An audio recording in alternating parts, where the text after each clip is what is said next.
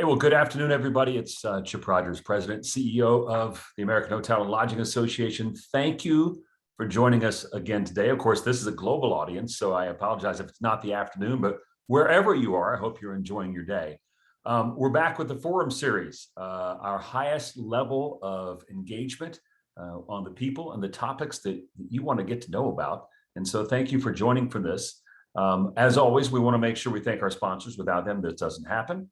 Food by Hodges Ward Elliott and Spencer Stewart. We appreciate you standing with our industry throughout the entire pandemic. Today's topic, technology. Not only is this appropriate because we all seem to be more reliant on technology than ever before, but technology is in the news in ways that it probably has never been in the news in our lifetimes. And who best to talk about that than the person who is the technology know-all, and that is Kara Swisher, who joins us today. Kara is the technology business journalist and co-founder of Recode. You can hear her on the Recode Decode and the Pivot podcast on Vox. She's a contributing writer at the New York Times opinion section. She also hosts their podcast Sway. She's previously a reporter at the Wall Street Journal and the Washington Post. And as I said, she is an expert on all things digital. And it is always a lively conversation. So Kara, thank you for joining us. Yep. How are you today, and where are you coming to us from? From Washington, D.C., where I live now for a little while at least. And actually, it's a good thing because I'm doing a lot of reporting on regulation of tech. So it's the perfect place to be. And this is where it's all happening right now. We're going to get into that. But I want to start with this. So what we've heard since probably May of last year was business travel is done. Technology is taking over. The very thing that we're using right now, Zoom, is the answer. Is that truly going to happen? If so, how is that going to happen? At what level is that going to happen? And for guys like me who need and want people to get back out there and travel, sometimes I feel like that maybe this is a little self-serving on the part of what we would call big tech, because they're telling everyone to use my product and don't travel anymore. Yeah, well, I think it's just the reality is that people's lives have changed rather dramatically, and things that were happening before the pandemic, if we can remember those times, are just accelerated, 5 years faster than what they would have happened. And there was no question that things were shifting away from an analog lifestyle around business, particularly, to a much more digital one, because I think companies see the efficacy of behaving like this. And so you're right, that's obviously tech companies have never done better than during the pandemic. It's been very, very good to them. And so, which is mostly a bad thing for a lot of other businesses. But most big CEOs I talk to, not tech CEOs, really are embracing this idea of not a big hybrid workforce, really, pretty much, that people come in and there's intentionality to travel, there's intentionality to going into work in the first place, and then also the cost savings of not having to move people, not having to move actual analog people all over the place. And I think it's a trend that's absolutely happening. You talk to someone like Brian Chesky, who's head of Airbnb, who has, no skin in the game. He likes business travel just as much as he likes tourism travel or any other kind of travel. So people will say their various things. And he's saying that he's not even counting on business travel. And so, people that have an interest in it are definitely going to have to refigure how to get what kind of customer you want to get. Tourism travel absolutely will be up. I think people are dying to get out and travel and go to things. I think a lot of businesses are going to sharpen their pencils and really start to think of whether it's worth it to move people around the way they used to without a whole lot of thought, because the productivity remains high with costs much lower. And that's really difficult. It's a difficult thing to push back against. Yeah, one of the things that we've been talking a lot about, I'd love to hear your opinion on it. And it started pre-pandemic, this idea of leisure, business leisure. And we're starting to see again and again, a lot of major employers say, look, here's what we're going to do. We're going to have a hybrid workplace. We're going to give you a few weeks during the year where you can go totally remote. And if that's the case, will people be traveling to do those few weeks of remote? Right. They could travel anywhere. Like the whole thing the pandemic has shown. And look, Zoom is not ideal. And neither is a lot of the teams, whatever one you want to think about. None of them are ideal. But some of the developments around virtual reality, you could see a lot more money being put into this idea. This has always been very expensive and difficult to do. Obviously, our technology needs to be upgraded in order to do so.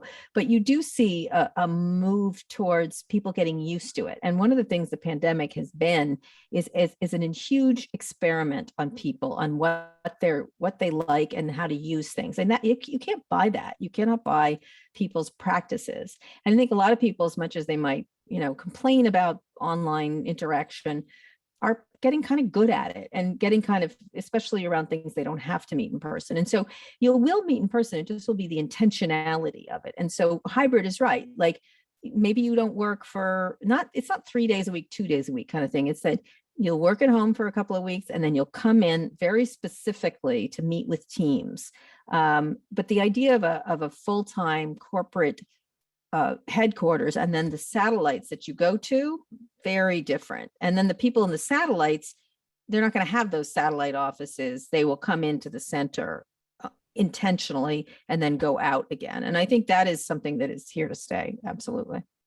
Yeah, and we could talk all day about the real world implications of that. What does that mean for real estate values in places like Silicon Valley? Well, Right. They can't continue to skyrocket if people aren't moving there to live. Well, they need homes. So there's all kinds of things you can do with it, right? You can retrofit things into other things there. And so one of the issues around where people want to live is the expense, say in Silicon Valley real estate, but across the country, the commercial real estate is not something I'd like to be in right now because you have to be super creative about what you're going to do with those properties because it's overbuilt, right? And you can see it. That said, there's all this opportunity in homes, in personal travel, in a vacation travel, in people living near their homes, but not like living part-time in other places and stuff. So I think people have just become open to that. And once you have an idea, you see the tech companies being very light about getting people back to work. It's iterating in other businesses that are maybe less flexible than tech companies. And I talked to a guy who runs a big company, a conglomerate in India, and he had 70% of people at work and so I guess 30% home. He said it's flipped. It's going to be flipped and it's better for him as a CEO. So I don't know. I don't know why you would go back if the expenses are so much lower and you get the same amount of productivity. So last time we spoke, we talked about perhaps a shifting view of big tech, which was the darling for everybody forever. And that has certainly changed. It's one of those rare political discussions that it seems like those on the far left and the far right are both in unison attacking big tech, but for much different reasons. Indeed. And then, of course, now you've got the Facebook whistleblower. Is this what we would characterize the big tobacco moment for big tech? Well, it's interesting because that's the quote I got out of Mark Benioff many years ago when I did an interview with him. And at the time, everyone was sort of horrified. And even I was like, whoa, those guys were kind of evil. Like, come on. Like there was intentional lying and deaths and stuff like that. And one of the moments I began to realize it's sort of an amalgam of things, not just tech. It may be a little bit of opiates because there's addictive issues to these things. It may be just accidents, like seat belts and things like that. You can sort of mix it with a lot of moments where corporations or industries have had their moments, whether it's an oil spill or whatever. And I think it's more like an oil spill. There's a lot of sloppiness involved. There's a lot of, hey, why are they getting to go wherever they want to go? Why do they get to do this? And so it's different now because this has happened to these companies before. We've seen moments of it. Is one, it was largely outside this country. And of course, we're so obsessed with ourselves, we don't pay attention. But a lot of the stuff that happened here, especially around January 6th and other times, happened elsewhere. And now it happened here. The second thing is that the people inside these companies are starting to leak information. And that's always a sign that you're in trouble as a company, when that people are saying it definitely happened with cigarettes. If you remember Jeffrey Wigand and some others. And so you're starting to see people inside going, you know what, I think we need to change our practices. And therefore the company's not doing it. I'm going to leak it to regulators or the press or something like that. And so I think they're definitely in a spiral right now, especially Facebook, because that's where a lot of the action is, but that's because it's the biggest, is moving into a period of regulation regulation they might not like too, for once, and an awareness on behalf of both Republicans and Democrats who can't agree on lunch that there needs to be something done. And it's quite bipartisan, which is really striking, sometimes for different reasons, but in general, directionally, it's the same opinion of both Republicans and Democrats, which means you're going to get some, movement there. So what does that look like? I mean, I think as Americans, when we sense a company has become too large, too influential in our lives, we harken back to the 1920s and say, well, let's just break them up. Yeah. Frances Haugen, the Facebook whistleblower, said that would be counterproductive. What do you think about that? Well, I'm not sure. She sometimes it will be, sometimes it won't be. I think one of the things we tend to do is two things. One, think there's a thing called big tech. There isn't. There's big tech companies, and individually we have to treat every one of them different. What we might want to do around Apple and the App Store might be maybe just some regulations, maybe some rules, maybe some agreements. It's very difficult in that space because there are only two phone brands essentially, which is Android and Apple, right? So it's very hard to imagine a fourth and fifth and sixth of them just showing up and people shifting their usage. But you can do a lot of things. You can do a lot of treating them like utilities in a lot of ways. In other cases, it may require fines when they violate certain existing laws. Enforcement is another area. One of the bills in Congress has to do with raising more money for FTC and Justice Department in this area to give them the necessary enforcement capabilities. Another is raising merger fees so that they can pay. That's another way of giving them money. There's some bills that have to do with privacy legislation, which could hinder some of their business practices. Now, interestingly enough, Apple is doing it by itself, hurting both Google and Facebook, and also just recently Snapchat. And we'll see what happens now at 4:00, Facebook has released its earnings. Apple's doing it themselves through their opt-in, opt-out stuff, which is also raising issues of antitrust because they're able to do that, to change people's businesses with a flip of the switch. So there's fines and fees, there's legal action. And then there's new laws, like new antitrust laws. And that's something, whether it's privacy laws, antitrust laws, the inability to be in a marketplace and also run the marketplace. You can't do that. There's one bill in Congress that Ken Buck and David Cicilline have pushed through, and I think Amy Klobuchar is on the other end of it in the Senate. But there's all kinds of things, and that's why we have to think of it as not just a single thing, but a lot of things, and it depends on the company. What's good for dealing with Facebook may not be what's good for dealing with Amazon, may not be what's good for dealing with Apple and Google, for example. And so the last thing that I think is the most important, because nobody's a huge fan of government regulation. At the same time, oil, finance, cars all live under and have done fine with regulation. They can complain about various regulations, is to create any legislation, any regulation that's really significant. There isn't any. That's one thing. And then the second thing is innovation, promoting innovation so that we can create more companies. We have these siloed areas. Commerce is owned by Amazon. Search is owned by Google. Facebook owns social. So how do you create innovation to create more competition? That's something I just talked about with Representative Ken Buck of Colorado, quite a conservative guy, sort of cowboy of the West. And then he's working with David Cicilline, who is sort of the liberal big city congressman, and they're getting along really well to figure out this idea of what's to be done. Do you sense there would ever be a change to CDA 230? I mean, the internet and everything's changed dramatically since that was created. Right. Well, because it was used to help grow the internet. It's Section 230, probably the only remaining part of that act, the Communications Decency Act. A lot of it was declared unconstitutional. But this has remained, and it's given this company's broad immunity. Well, some of it was chipped away with FOSTA and SESTA around sex trafficking work and stuff like that. Still not clear if that was a good idea necessarily, what they did there. But one of the things is, what liabilities can these companies have going forward? And I think that is a good thing to think about, but you have to be very careful about what you do. Which ironically, President Trump tried to get rid of it by executive order, or it wasn't a very good executive order. But now, of course, he's starting a social network, so he loves Section 230 because it protects his platform when he creates it. Actually, he hasn't created it. But what's interesting is, like, how do you do it in a way where there is some clear liability for companies Some of it's the idea of and in a public health emergency, should a company be allowed to allow misinformation to flow all over its platform? Maybe there's a thing when certain things happen, maybe that should be a liability, but not for people who disagree about Dune or disagree about, you can have disagreements about vaccines. It's just when it becomes misinformation and dangerous, then it crosses a Rubicon that they can't do. And so there's all kinds of sophisticated stuff they can do around that. But I don't think there's going to be an elimination of it, because it would be disastrous to our tech industry. They'd be sued out of existence, which may be the point. I don't know. Well, to some, yeah. I think there's absolutely got to be protection. I think the concern some have is when platforms begin to get in the game of facilitating transactions that may be in violation of local and state laws. That's a problem. Yeah. Wouldn't you like broad immunity for everything? For everything, I'd like. I don't like that. It creates bad behaviors, is what it does. When there's nobody thinking nothing can happen to them, they have behaviors. It was meant to do something good. It has turned out to be something that protects companies that are not in need of protection right now. I mean, these are the most powerful companies in the world. They're the most valued companies in the world. And they're the richest people in the world who own them. So they don't need our protection any longer, I think.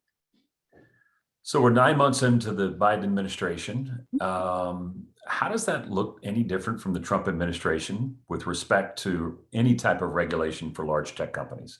Well, we'll see. Nothing so much. So nothing so far. There is a lot of legislation on the Hill. There is a lot. It's got to pass, right? And it's actually there's 5 or 6 bills that are very significant, I would say. And we'll see what happens if they get watered down, et cetera. But they're good bills. A lot of them are good bills. He has hired 3 people. Lena Khan at the FTC, who's running the FTC. John Cantor at the Justice Department, who is still, I think, to be confirmed, and Tim Wu, who works directly in the White House as an advisor. And they have formed sort of, they're jokingly called the law firm of Wu, Cantor, and Khan, essentially. And I don't want to use the term anti-tech, because the tech companies are trying to get them to be recused because they are critical of tech. They're tech critics, I would say. And so they have put in place very significant people who have a long history of substantive objections to tech, and have plans in place. Lena Khan, of course, being the best known one, who created that thing. She wrote a paper in law school that had how about to change antitrust law. So the people that are in place are rather significant. It's a question of if they can do something. Again, it goes to Congress, because a lot of the antitrust laws are so antiquated. I think the last change was 1913, something like that, which was a long time ago. I mean, in 1854, I forget. There's the numbers are. We haven't changed our antitrust law in a very long time, except for Bork sort of got it focused one way, but a significant rewrite of antitrust laws needs to happen in the new environment where price is not the issue anymore, because none of this costs anything, but there is a social cost to these tech firms running so much of our world. So a year ago, you argued that the DOJ, the suit against Google, was too little too late. Do you still believe that? Is there any way for us to, given what's happened since then, to begin to constrain these companies at all? Well, I think that's the problem with a government action is they didn't do anything forever, and now these companies are very big. They've got lobbyists, they've got PR people, et cetera, et cetera. That said, you can look what's happening at Facebook. This is not good for Mark Zuckerberg, what's happening. Now everyone's like, oh, he's always gotten out of it. Well, he's not getting out of this one. He's not getting out of this one. I think it's something. The reason they're contemplating a name change is to get him out of the way, remove him from the line of fire, essentially. And so I do think that the combination of things, if there's legislation that changes antitrust law and creates a good privacy and data bills, if there's action on that, and then there's enforcement action, fines, some states attorney generals there, it has to be a multi-pronged approach. And the last part is consumers beginning to understand what they're giving away, and having sort of, there's not an emotional, because I don't think anyone was going, seatbelts, yes, we should have them, but they did, right? I think people were like, okay, they're safer. I don't think there was a groundswell of America suddenly demanding seatbelts. And I don't think there'll be a groundswell of people saying, break up Facebook. But I do think in some cases, you're going to see that spurred by one of the many things. And I think these whistleblowers are a real problem for tech because one, these people write everything down. Two, they're not very careful about what they write down, or back in the day, they certainly weren't. Now they are. And there's a lot of material. They have hired researchers to look into the effect of Facebook on the society, and some of the information is not so nice. And so what are they going to do when the whistleblowers are throwing these documents over the wall? Then you have the media, the public, activists get involved. And so it creates a real problem for these companies. So you recently wrote about the first meeting of the USEU Trade and Technology Council. Is there a reality somewhere in there that we all recognize that technology doesn't really recognize borders?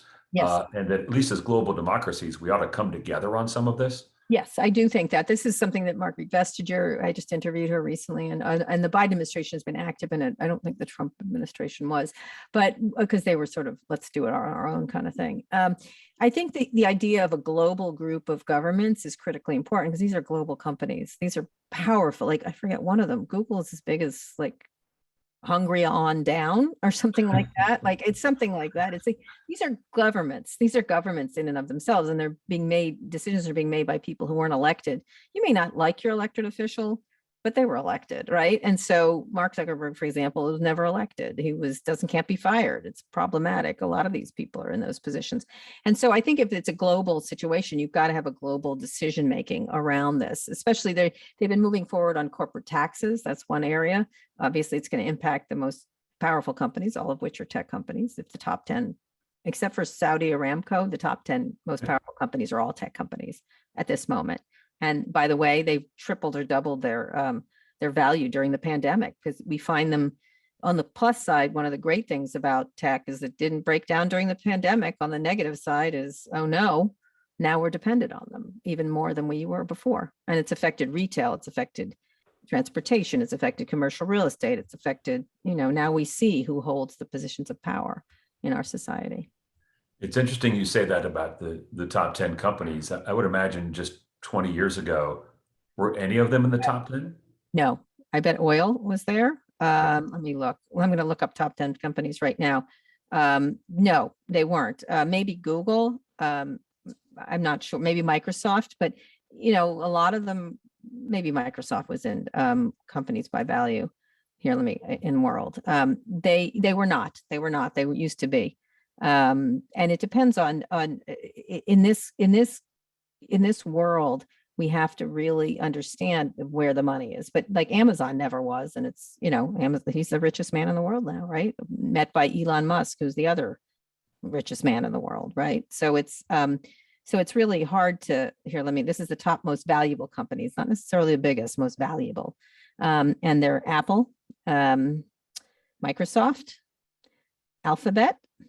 Saudi Aramco is now number 4, gone down and going down, by the way, FYI. Amazon, never to come back. Facebook, Tesla, Berkshire Hathaway, which doesn't own any tech. Okay, he's doing good, but okay. Tencent, and then JP Morgan Chase. There you go. So there's more than a few, but that's all the ones. Those are all the ones. So that's quite a list. Yeah.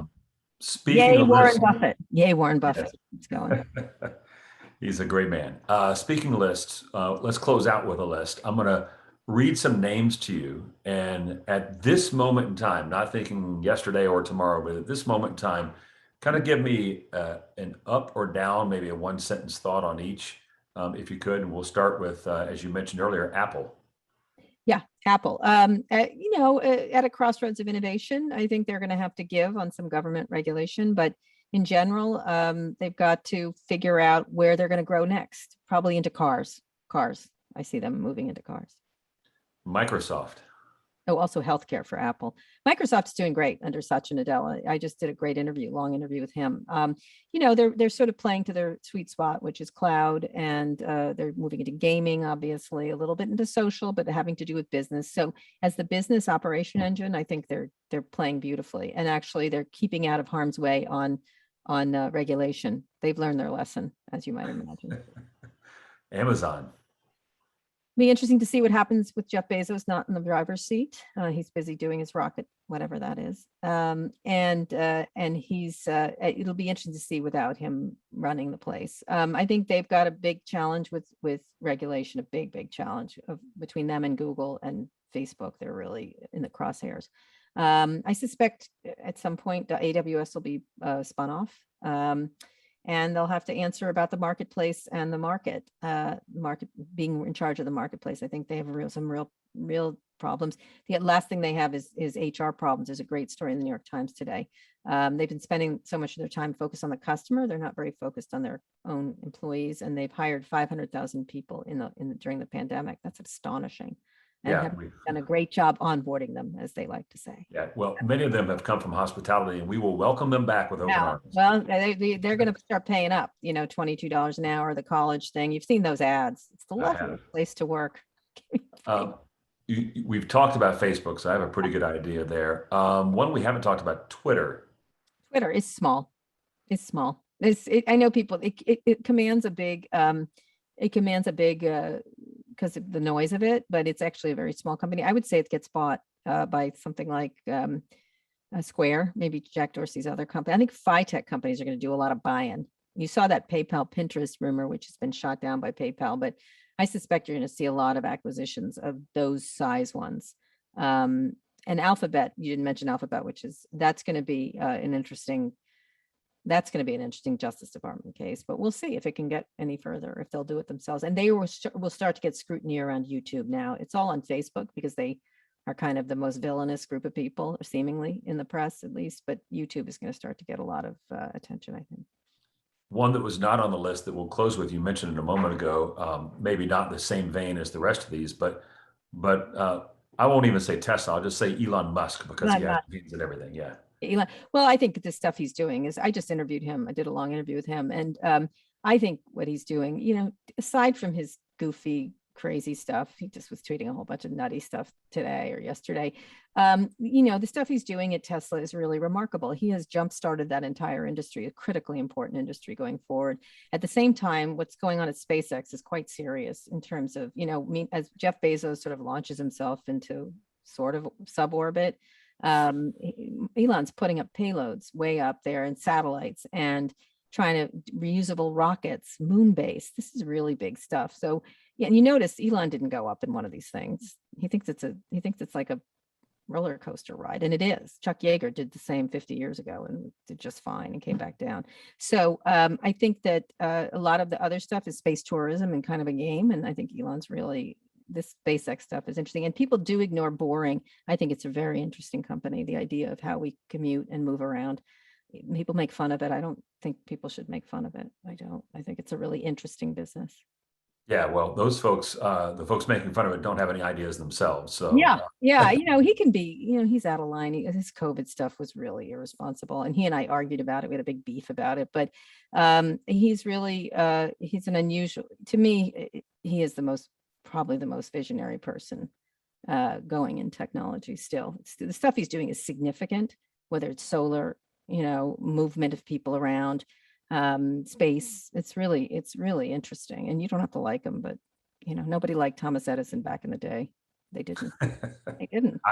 Personally, I like him, but Edison was a jerk. Read about him anytime. He's a creepy jerk. Not creepy. He just used to do all kinds of dirty tricks on his poor Tesla.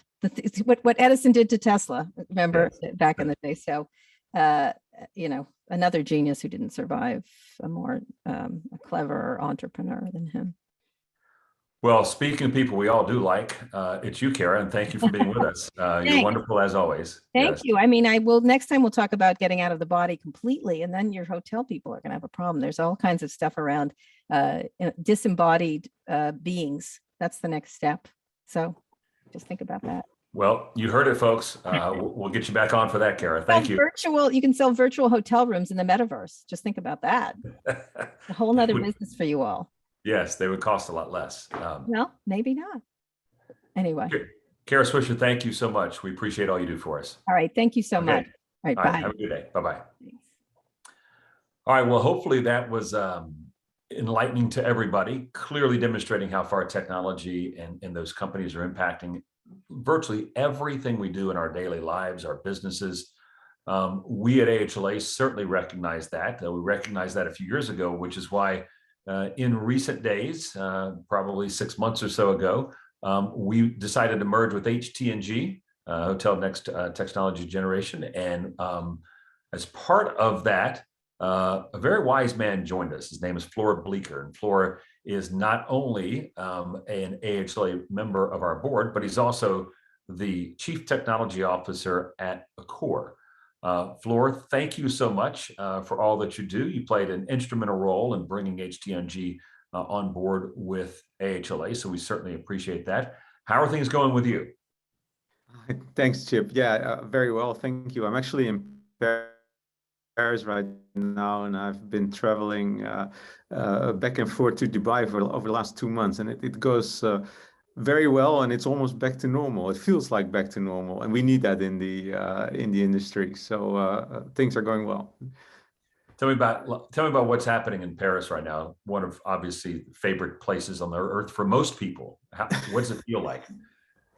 COVID is very well under control. Our hotels do well here, and restaurants are busy, and they do it well. So there are restrictions, but everything is possible. So and I guess that's the way to live for the foreseeable future, especially here in Europe.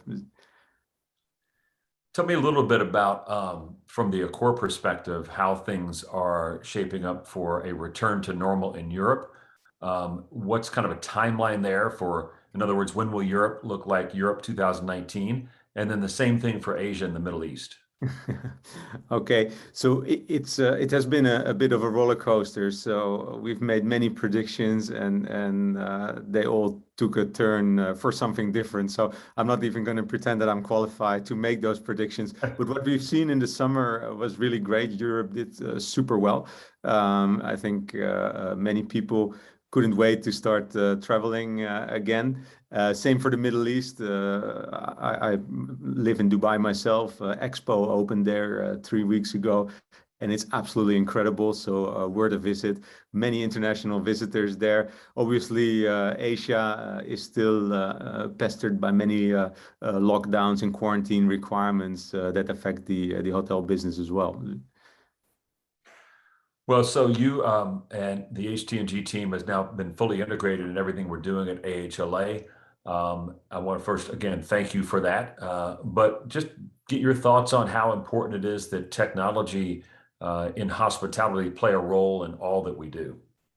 Yeah, sure. So for those of you that don't know HT&G, it's quite a unique group of people. So we're a collection of executives in hospitality tech, and we represent both the hotel companies and the vendors, and we work together to solve real problems that we have in technology in the industry. But it has always been technology for technology, so tech people talking to tech people. And well, as you said before, technology has become a real business issue, and it's probably top of the agenda of most hospitality companies these days. So with the integration with HLA, we now discuss technology issues at a much higher level with CEOs, with other executives, and even with governments. And we've never had that before. And I think this will really move the industry forward. That's going to be very powerful. We had this board at HT&G, and that was quite a unique, powerful group of people because it was most of the CIOs in the industry. And we've kept that group. We call it the ELG now, the Executive Leadership Group. And the focus is now on strategic issues. So I think from that group, you will see innovation coming out over the months and years to come. Well, Flora, thanks again for what you do. I know that where you are right now, it's pretty late at night. So we appreciate you taking the time to join us. And we will let you go so you can get some hours of sleep. So thanks for everything. Thanks for having us, Chip. And thanks for your warm welcome to the AHLA family. Much appreciated. Thanks, Flora. Have a good day. Bye-bye. All right, let's switch gears. We want to bring on a couple of folks that help lead their respected areas in technology and hospitality. Brian Kirkland is the CIO for Choice Hotels International, and Sir Hari Totapalli, the worldwide technology leader for hospitality. He is with Amazon Web Services. So gentlemen, thanks to both of you for joining us this afternoon. Thank you, Chip. Thanks, Chip, for having us. Brian, I want to start with you. We hear about a lot of companies moving to the cloud, the importance for the business success that happens when you're able to move everything you're doing to the cloud. Give us a little bit more insight on the cloud migration strategy that Choice Hotels went through and how you engaged with Amazon Web Services and what the result has been. Sure, absolutely. Choice has actually always had a history of innovation. We were the first to move our PMS to the cloud in 2015. Had first iPhone app. We've got a history, but more recently, it's been heavily investing in the cloud. And so, back in 2018, we became the first major hotel company to replace our CRS, the central res system, in over 30 years, and we purpose-built that CRS for the cloud. That project success was paramount, and it's actually been a catalyst for a lot of the innovation, a lot of the work that we're doing since then. And so in 2019, we committed to AWS and committed to being the first major hotel company going all in with the cloud in AWS. And so we kicked off that journey of migrating all of our systems to the cloud. We're about halfway through that project right now, a little bit over halfway, but we've moved a majority of our critical systems already out there. So choicehotels.com, for example, is already running in the cloud. And I'd say just keep it simple, but our move to the cloud has delivered all the promise that we expected. It continues to help us deliver business value faster, cheaper, and better than before. Yeah, that's really important, Shahari. I want to talk about that, about this idea of businesses large and small moving to the cloud, because I think some people hear this and they're like, well, A, I don't like change. B, this is the way we've always done it. And C, moving to the cloud is only for big companies. But in reality, it's good for big and small. It will help your organization, help your culture, and as Brian pointed out, help your bottom line. Yeah, absolutely. So we see companies of all sizes across hospitality moving to the cloud. What we hear is that all customers benefit from the core from AWS, and especially around enhancing customer experiences and increasing operational efficiency. Now, you just brought up people and culture. And what we see is that organizations that have the most success, it often comes down to a few key things. I mean, first, the senior leadership team needs to be aligned and truly committed to what they want to get from the cloud and setting the clear directions and expectations, and building that culture for change. And for example, I mean, here, Brian's commitment to Choice Hotels to make it a cloud-first leader embodies that commitment and the reason why we are here today. And second, we see that most successful organizations move to the cloud. They set an aggressive goal, like we just talked about the goal for Choice, and then they work towards that. And third, we see that organizations, they need training. I mean, like especially in the hospitality industry, whether it's small or large, we need to train the workforce and make them comfortable with the concepts of the cloud, which is could be new. And last, I think we find organizations need help. And I mean, AWS, we work with organizations to do that analysis and build a migration plan and help them. And getting benefits from the cloud, I mean, you can, which comes back to the core drivers we just talked about enhancing customer experiences or operational efficiency. That's equally important for small or large companies. So, Sir Hari, to follow up on that for just a second, Brian mentioned that they started this migration and this plan to migrate a few years ago, and I wanted to dispel that notion that people think, okay, I migrate over on a weekend and flip the switch and we're done. In reality, you can, in a very cost-effective way, a very thought-out, specific and purposeful way, move to the cloud while still realizing savings all along the way, and also, of course, having backup if anything were to go wrong during that migration process. Right. Yeah, absolutely. One of the things we like to say is think big, but start small. Right. So we keep saying that, but it's you don't need to boil the ocean, right? So what we do is organizations, they think that, okay, where do we start? I mean, what is this like? We have such a diverse set of technologies that we have built over the years. and I don't know where to start. So you can start getting the benefits of the cloud. Maybe just start your back office server, like you had running behind your hotel, move that to the cloud, gain efficiencies on the storage cost, right? I mean, maintaining those servers and the storage, I mean, that you can get those benefits, realize those benefits immediately. And that's just an example. But so the idea is that you start in a bite-sized chunks, digestible, and start getting the value and build on that. And it's a journey. It's a multi-year journey for most customers, but they can start get benefiting sooner, like in weeks or months. But to get to the end goal, it's typically a multi-year journey.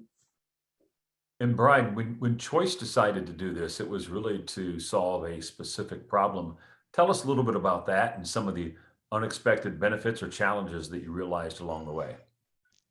You know, you actually alluded to part of the benefit that we were seeking, right? As we started this journey, we started to move things to the cloud early on, and we weren't expecting to wait to the finish line to start seeing those benefits. So, for example, we went live with our integrations with the big OTAs, with Expedias of the world, et cetera, in the middle of the summer peak. You would never do that in a world where you're in a data center and you're trying to maintain revenue and all, manage uptime and availability. But in the cloud, you can architect for that to not be at risk. We did that with no downtime, no outage, nothing. And it turned around to be extremely important because suddenly volume's going up. This pre-pandemic, obviously, but volume's going up. We were able to scale and meet that demand. So we expected a lot of positive benefit of the move to cloud, and it's delivering for us. You know, increasing that workload would have taken forever, and it's been a huge capital outlay. And now we can just do that on demand. So we can leverage the power of the cloud. We can maintain our costs. We've actually been seeing, even through the pandemic, volume continues to be high as far as search traffic and actual volume on our servers. We're seeing increased workload, but our costs aren't growing. In some cases, they're shrinking because we're leveraging the power of the cloud to be smarter about how and where we allocate those resources. And so the real wins are coming from the benefits we drive, leveraging that on the business side, right? And so I'll give you a couple examples of where we've actually used the cloud to enable some business value. First one would be, the beginning of the pandemic. March 13 was the day for us. Everybody in the world was kind of scrambling and trying to deal with the onset of the pandemic. And because we were in the cloud, we were able to scale up all of our support services instantly so that our workforce could focus on helping our hotel owners. They weren't worried about trying to connect to work. They weren't worried about how to access our systems or even how to communicate with each other.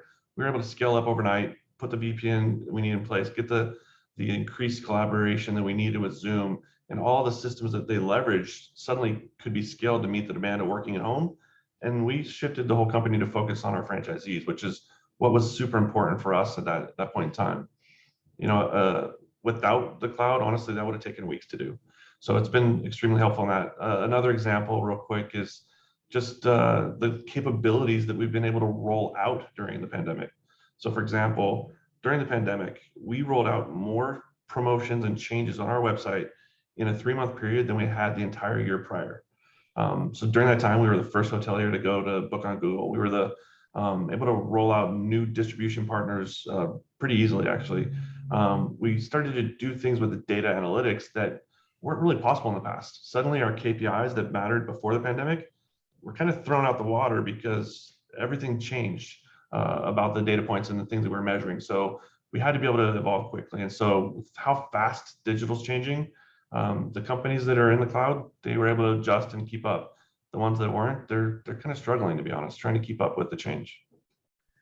So Hari, Brian mentioned something there I think is critically important. As we just talked about a moment ago with Kara, every workplace seems to have changed. And this idea that people are going to work remotely, it's not a flash in the pan, it's here to stay.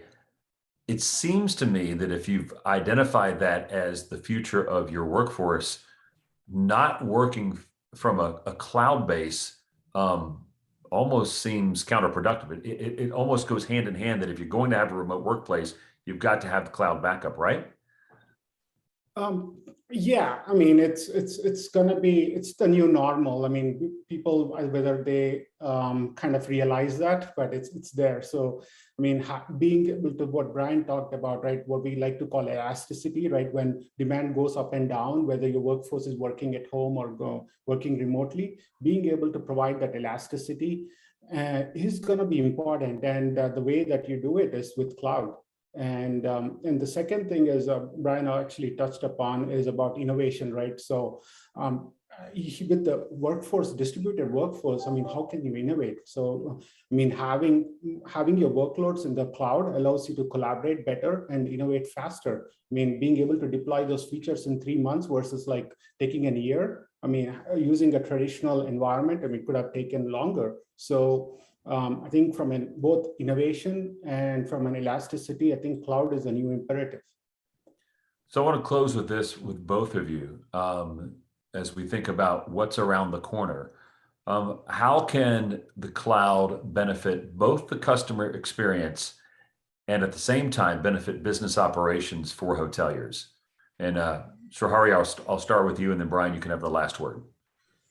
Yeah, so again, like following it on like what Kara was saying, and Brian and you, I think, I mean, hospitality companies have proven that they can innovate through disruption, right? And even from a recent Skift report, 78% of our the executives that surveyed said that digital transformation is more important than ever. So the key trends like the focus on clean, flexibility, and contactless experiences will continue to accelerate, and the remote working that will become also accelerate and become table stakes in the new world. And one key big thing that I want to highlight is, which is again something that you're already hearing the sentiment, is there is a shift towards guest in the pre and post COVID guest sentiment around their experience with the hotels or with the airlines or general travel and hospitality.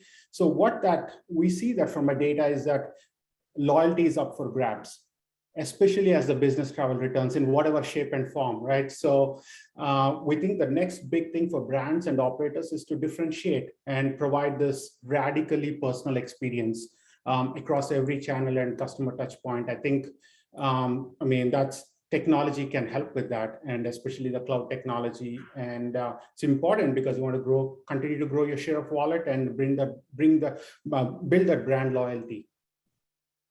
Brian, what about you? The guest experience, business operations, how is this changing things for the better? You know, we've talked a little bit about it already, but the reality is the pandemic forced this evolution that would have taken decades before, right? Guest sentiment changed, the needs of the business changed, everything's fast forwarded. So from my perspective as a technology nerd, that's awesome, right? We get to do things that would have taken forever to really accomplish in the past, because people don't really have that change appetite normally. Right now, everybody does. And so I think during the pandemic, you know, we had choice. We demonstrated that our franchisees are paramount. And if you think about those two journeys, yes, the guest changed a lot, but I think franchisee is also their needs have evolved as the guest evolves, needs have changed. And so we're really trying to enable those small business owners. We're really trying to enable them to be successful. So we're deploying new tools, we're deploying resources, we're trying to make sure that they're successful. In one example, you know, we just launched our new Choice Max revenue management system, and that system is built on the cloud. It's leveraging machine learning, it's doing artificial intelligence, it's doing things to help the hotel owners effectively manage their rates, their channels, the inventory that they have, and using things that don't exist before this, right? They have a mobile app now where they can go in and manage intraday optimization for the whole year. They can get real-time alerts, they can monitor forecasts, they can do a lot of things that they couldn't do before that are super important in a world where staffing is hard to come by, resources are not available. And so the more we can do to get the things that they try to do on a day-to-day basis, the tasks they have to do, the work that has to be accomplished, things we can make self-service, the easier we can make their life, the better we're making it for them. And I think that evolution on both the franchisee and the guest side is just leapfrog years ahead. And so being on the cloud for us has been super important, but we're going to continue to focus on delivering business value from those perspectives and those lenses. Fantastic. Well, gentlemen, thanks both of you for spending a little bit of time with us today. More importantly, thanks for what you do in our industry, especially around advancing us, as you said, Brian, leapfrogging us to where a place that may have taken decades to find ourselves. So thank you for that. So for Srihari Totapalli and Brian Kirkland, we appreciate you spending some time with us today. Thank you, Chair. Thank you. Thank you. Thanks, guys. And of course, we appreciate all of you that have joined us today. I hope you've enjoyed the last almost hour as we've talked all things technology. Once again, none of this would be possible without our sponsors. We want to always remind you to support those who support our industry through Food Buy, Hodges Ward Elliott, and Spencer Stewart. There, of course, are more AHLA and AHLA Foundation events coming your way as we wrap up this year and as we head into 2022. Please put these on your calendar. We welcome you to all of them. Hope you can enjoy them. And on behalf of the entire team here at AHLA, thanks for being with us. And if we can ever help you, please just let us know. That's what we're here to do. See you next time.